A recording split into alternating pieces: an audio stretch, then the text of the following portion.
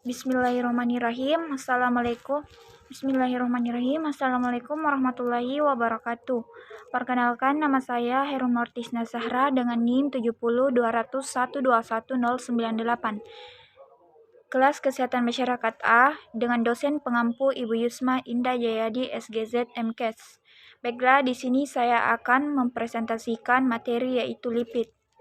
Adapun materi yang akan dibahas kali ini yaitu fungsi, klasifikasi, kecukupan, akibat, kekurangan, dan kelebihan, serta jenis pangan sumber. Lipid. Pengertian dari lipid. Lipid adalah kelompok senyawa yang larut dalam pelarut organik seperti bensin dan kloroform, namun biasanya tidak larut dalam air. Kebanyakan lemak bisa disintesis. Asam lemak esensial harus diperoleh dari makanan lemak, harus sekitar 30% diet.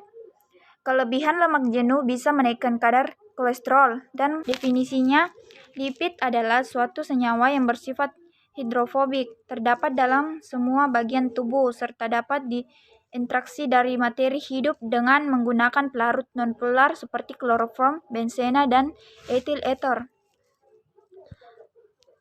Function-nya, lemak menghasilkan energi. Berikutnya itu lemak dibutuhkan untuk penyerapan, penyimpanan, dan peredaran vitamin A, D, E, dan K di dalam tubuh. Keempatnya adalah vitamin yang larut dalam lemak. Selanjutnya, lemak menyediakan lemak esensial. Asam lemak adalah bagian dari struktur kimia lemak. Ada 3 asam lemak esensial yang harus datang dari makanan.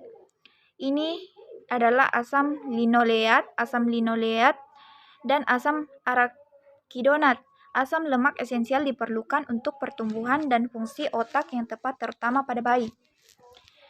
Lemak memberikan bantalan untuk bagian tubuh internal seperti hati. Lemak di bawah kulit bertindak sebagai insulasi untuk membantu tubuh menjaga suhu internal dan konstan. Lemak juga memberikan sensasi kenyang atau perasaan kenyang. Sumber energi. Berikut adalah sumber energi, cadangan penghasil energi, pelarut beberapa vitamin A, D, E, dan K, isolator panas, pelindung organ penting, bahan penyusun yaitu membran sel atau organel, dan lipoprotein.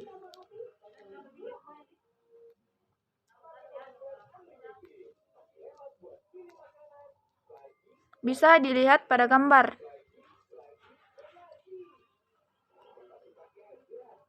Di makanan dalam bentuk trigliserida, gliserol, dan asam lemak 95%, fosfolipid, kolesterol, 3 tipe asam lemak, saturated, monosaturated, and polyunsaturated. Bisa dilihat gambar kecukupan pada lemak.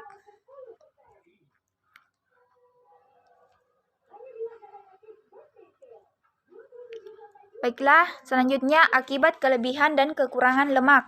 Kelebihan, asam lemak trans, lemak jenuh, lipoprotein, kolesterol bisa menyebabkan penyakit jantung koroner, obesitas, dan kanker. Kekurangan lemak itu kebodohan, marasmus, KVA, dan defisiensi vitamin D, E, dan K. Baiklah, obesitas. Obesitas merupakan suatu peningkatan massa jaringan lemak tubuh yang terjadi akibat adanya ketidakseimbangan antara asupan energi dengan keluaran energi. Obesitas merupakan penyakit kronik multifaktorial kompleks yang berkembang sebagai hasil dari interaksi genotip dan lingkungan yang melibatkan perilaku, sosial, budaya, psikologi, metabolik, dan genetik. National Institutes of Health tahun 1998.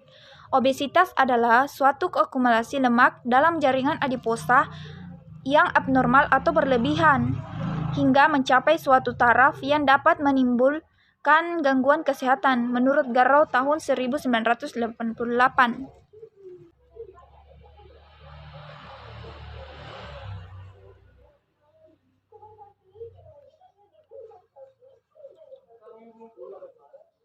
Selanjutnya yaitu sumber pangan lipid. Sumber pangan lipid kolesterol, pesiterol, medium, dan long chain.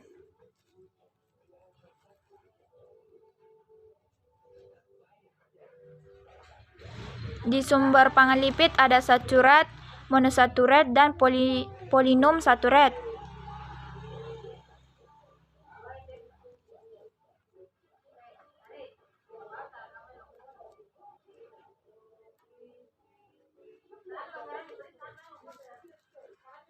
Berikutnya itu high fat diet, cardiovascular health,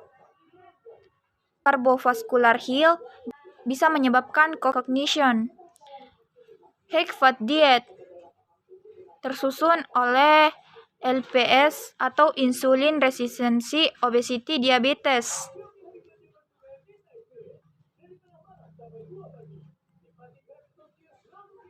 Baiklah, sekian materi dari saya. Lebih dan kurangnya mohon dimaafkan. Wabillahi taufiq walhidayah. Wassalamualaikum warahmatullahi wabarakatuh.